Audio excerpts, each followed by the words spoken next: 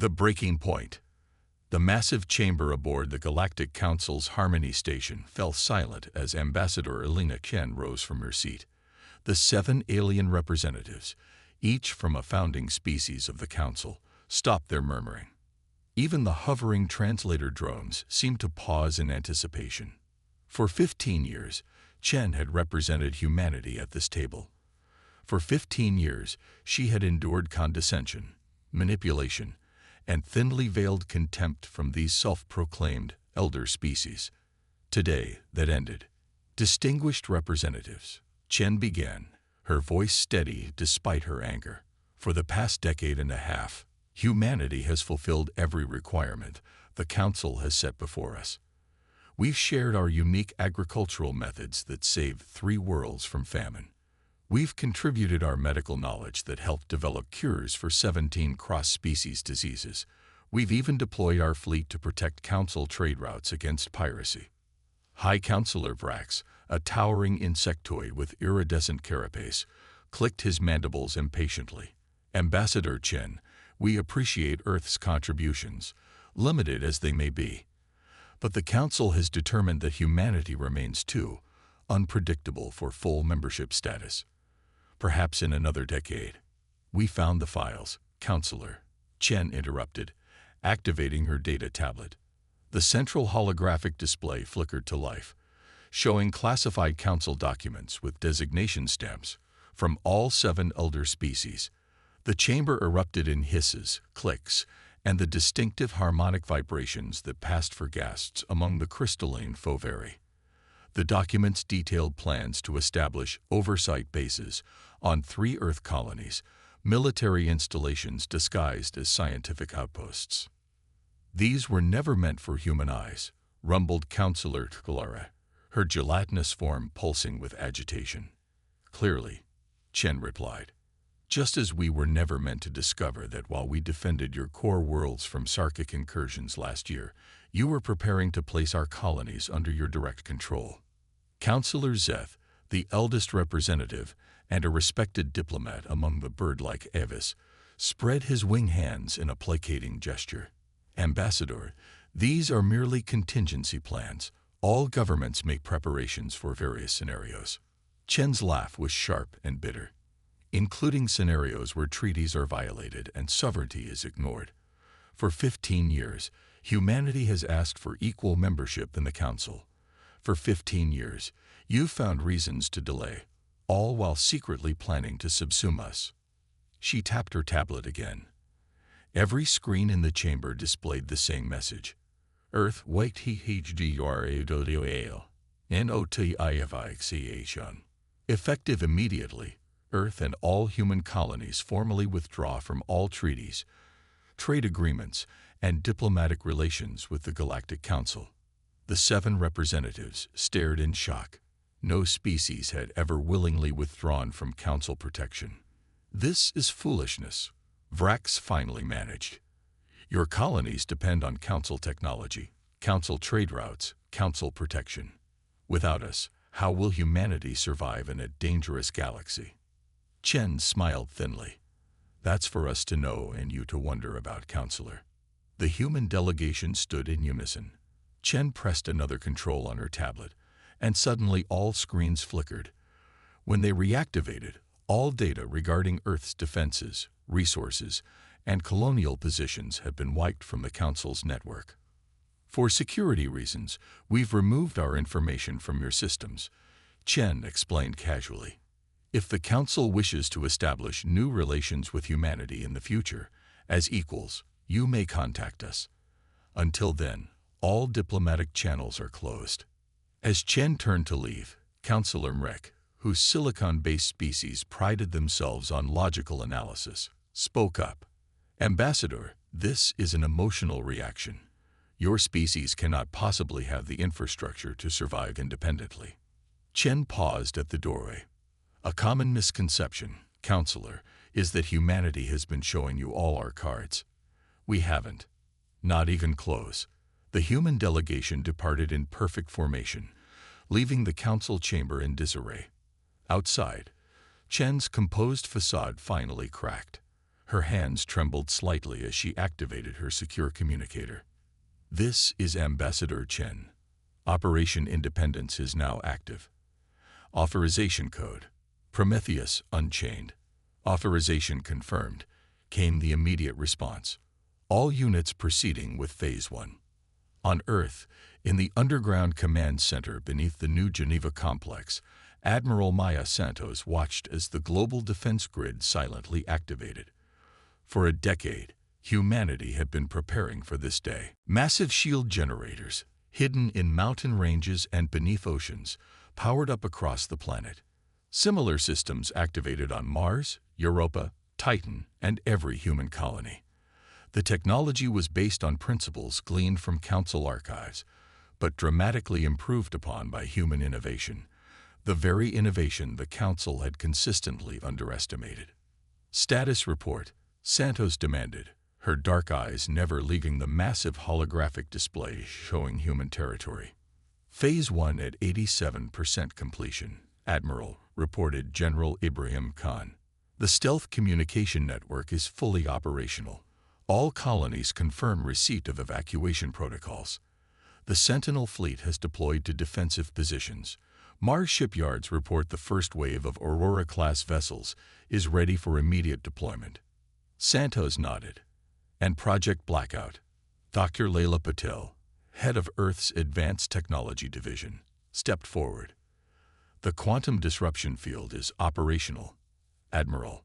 Once activated, it will prevent any Council tracking or surveillance technology from functioning within our territories. They'll be completely blind to our movements." "How long before the Council realizes what's happening?" Khan asked. Santos' expression was grim but satisfied.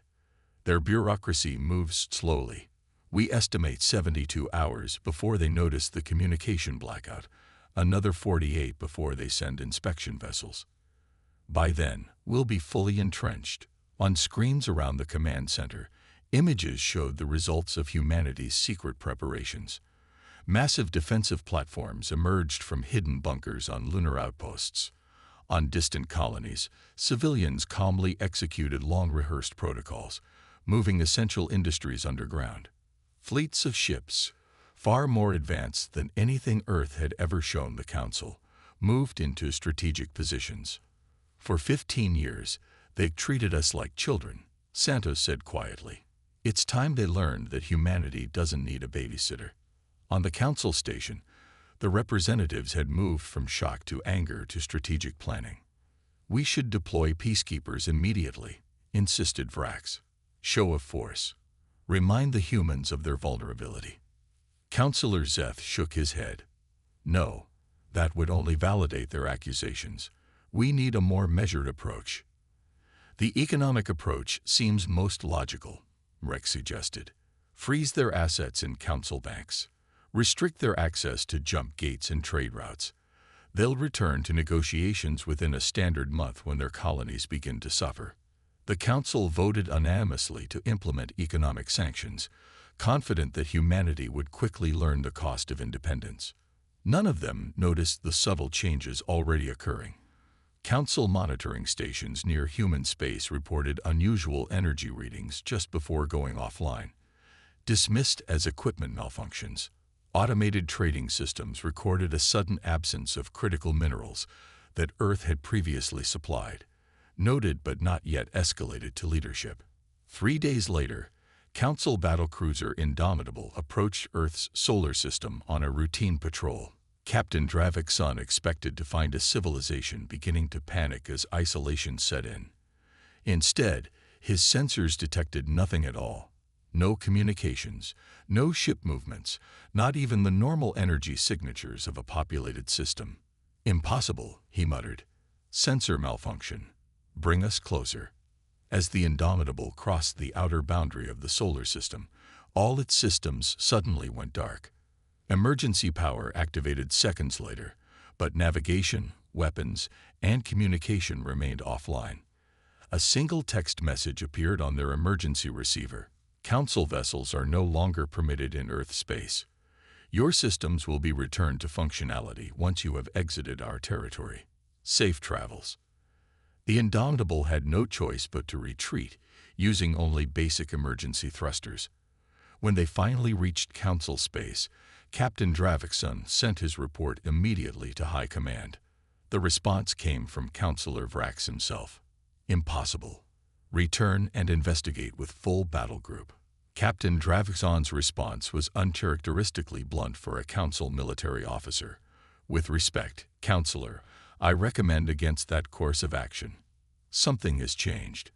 The humans have technology we haven't seen before. We need to reassess. In the Council chamber, the representatives met in emergency session. How is this possible? Demanded Kalera. Humans are a Stage 3 civilization at best. They shouldn't be capable of neutralizing our ships. Counselor Mrek reviewed the incoming data with increasing concern. It appears we have severely underestimated them. Our economic sanctions are proving ineffective as well. The mineral shortages are already affecting manufacturing in 3 sectors. Are you suggesting, Vrax said incredulously, that we cannot bring one young species back into line? Zeth, the elder statesman, looked troubled. I suggest we may have misunderstood humanity from the beginning. Perhaps it's time to consider that they might truly be capable of independence, and that we might need their resources more than they need our protection. On Earth, Admiral Santos received the daily status report with satisfaction. Operation Independence, Phase 1 complete. Phase 2 commencing on schedule. Dr. Patel couldn't contain a smile. They have no idea what's coming next, do they? No, Santos agreed. They really don't. The new balance. 6 months after humanity's dramatic withdrawal from the Galactic Council, the repercussions echoed throughout the galaxy. What the Council had dismissed as a temporary tantrum had evolved into a crisis they could no longer ignore. In the Grand Council chamber, the atmosphere was tense. The 7 representatives from the elder species had abandoned their usual ceremonial entrances and formalities. This was an emergency session, and none could afford the luxury of pretense. The situation has become untenable, announced Counselor Mrek, displaying economic projections on the central holographic display. Element 935, previously supplied almost exclusively by human mining operations, has become so scarce that production of quantum drives has decreased by 78%. 3 major shipyards have suspended operations entirely.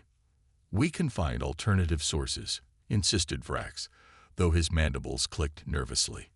In time, perhaps, countered Zeth. But there is a more immediate concern. He gestured, and the hologram shifted to display a star map with alarming red indicators throughout the Orion arm. Promethean radar activity has increased 340% in sectors previously patrolled by human fleets. The Council chamber fell silent. The Prometheans were a nomadic warrior culture that had plagued the galactic fringes for centuries. Only consistent military presence kept them at bay, and human ships had provided much of that deterrent along the trade routes near their territory. We need to increase Council fleet deployments, Tadlara suggested, her gelatinous form rippling with agitation. With what ships? Zeth asked pointedly. 40% of our patrol vessels require the quantum drives we can no longer produce efficiently. Even with emergency measures, we cannot cover all the affected sectors. The unspoken reality hung in the air. Without humanity, the carefully maintained balance of power in the galaxy was crumbling. Meanwhile, across what had once been considered human space, a transformation had occurred. The shield technology that had initially hidden Earth and its colonies had been replaced with something far more sophisticated. A selective barrier that allowed authorized ships to pass, while remaining impenetrable to Council surveillance. On New Terra, the most distant human colony, Governor Sofia Rodriguez inspected the latest expansion of the settlement. What had been a struggling outpost dependent on Council supply lines was now a thriving community with advanced hydroponics facilities and manufacturing centers. Production is up 63% from pre-independence levels, reported Chief Engineer Quaimose. The new molecular fabricators have exceeded expectations. We're not only self-sufficient but producing surplus for trade with the Andorian systems. Rodriguez nodded with satisfaction. and our visitors. The Andorian delegation is impressed. They're particularly interested in our agricultural techniques. Their ambassador has suggested a direct trade agreement, bypassing council tariffs entirely. This was being repeated across human space.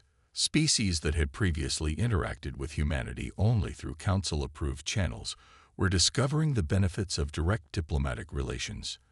Many were smaller, non-council races who had themselves chafed under the elder species' domination. On Earth, the diplomatic course had been transformed.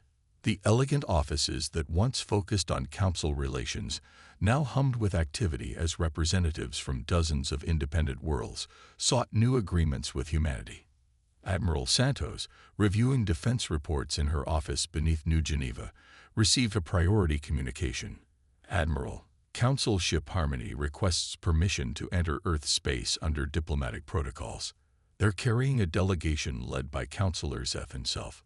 Santos raised an eyebrow. Interesting. Permission granted, but standard security measures apply. Their systems remain under our control while in our space. The Council delegation was escorted to Earth with impeccable courtesy but obvious caution. Their ship, once the pride of Council engineering, had been effectively neutered by human technology the moment it crossed into the solar system.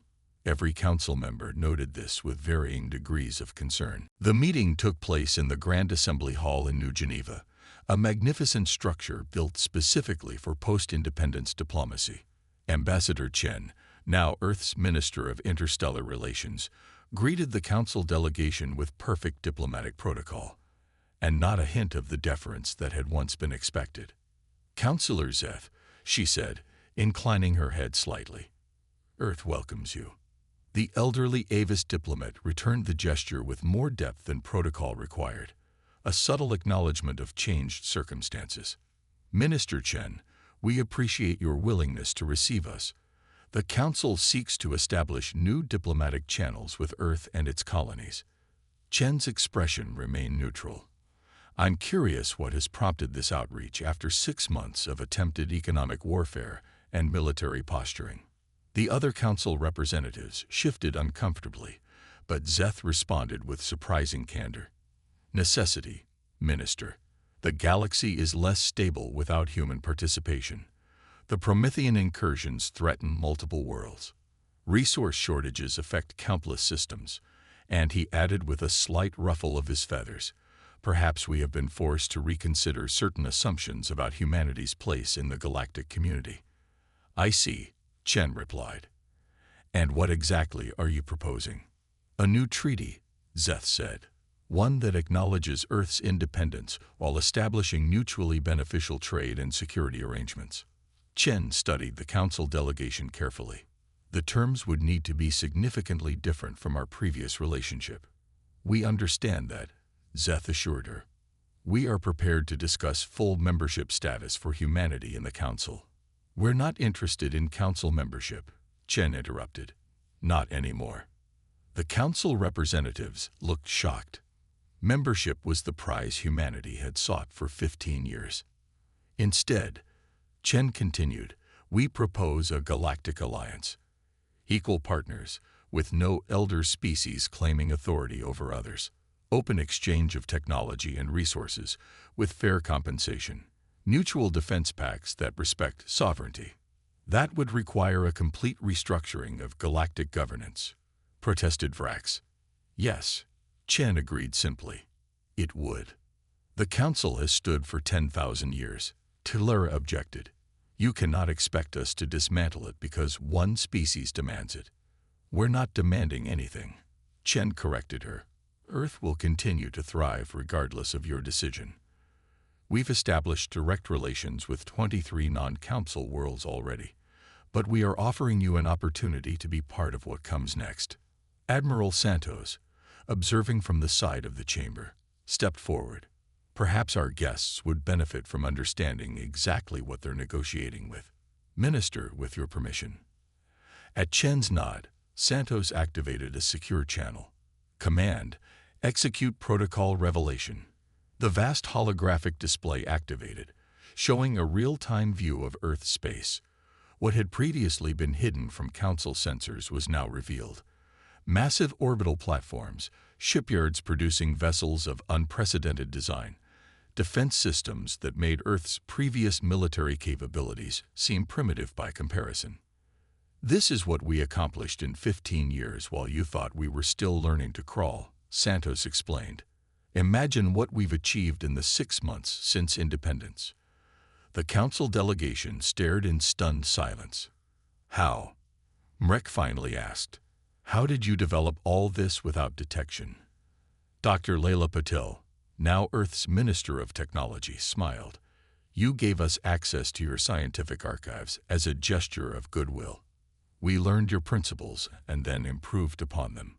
Human innovation has always been our greatest strength, that and our ability to cooperate when necessary." "The galaxy is changing," Chen said. "The old hierarchies are breaking down. You can fight that change and continue to decline, or you can adapt and be part of the new order. Earth doesn't need the Council, but we're willing to work with partners who respect us." Zeth studied the humans thoughtfully. "And if we refuse?" "Then we continue on our separate paths," Chen replied. "But consider this. The Prometheans grow bolder by the day. Resource shortages are affecting Council worlds. And now there are 23 independent systems looking to Earth for leadership instead of the Council." The implications were clear, even to the most conservative Council members. The balance of power had already shifted. This was not a negotiation from weakness, but an offer from a position of strength. 3 days later, after intense discussions among themselves, the Council delegation presented their response. "Earth's proposal has merit," Zeth announced formally. "The Council is prepared to enter discussions regarding a new galactic governance structure, with humanity as a founding member with full and equal status." The agreement that would eventually be signed became known as the Geneva Accord, establishing the foundation for the Galactic Alliance. The elder species retained their dignity and much of their influence, but the days of unquestioned Council authority were over. As the Council delegation prepared to depart, Zeth approached Chen privately. "There's something I've been wondering, Minister. You could have revealed your true capabilities years ago. Why maintain the pretense of technological inferiority for so long?" Chen smiled. "Humanity learned long ago, Counselor, that sometimes the most powerful position is to be underestimated. While you saw us as children needing guidance, we were studying, learning, and preparing. We wanted to be certain we could stand alone before we demanded to be treated as equals." Zeth nodded slowly. "A lesson the Council won't soon forget." "Good," Chen replied. "Because as you'll discover, we've shown you only the beginning of what humanity can contribute to a truly cooperative galactic community." As the Council ship departed Earth space, Admiral Santos joined Chen at the observation window. "Do you think it will last?" Santos asked. "This new alliance?" Chen watched the ship until it was just a distant point of light among the stars. "It will if they're wise enough to realize that true strength comes from cooperation between equals, not domination of the many by the few. And if not?" She gestured to the Earth defense grid humming silently around the planet. "We'll be ready." In the years that followed, the galaxy witnessed an unprecedented era of innovation and cooperation. The Promethean threat was neutralized by joint fleets. Trade flourished along new routes protected by ships from a dozen worlds. And humanity, once dismissed as too young and unpredictable for galactic politics, took its place as an architect of a new cosmic order. The elder species eventually admitted, though rarely in public, that their greatest mistake had been underestimating humanity, and their greatest fortune was that humans had chosen cooperation over conquest when the balance of power shifted. As Ambassador Chen had once said in the Council chamber, humanity had never shown all its cards, not even close.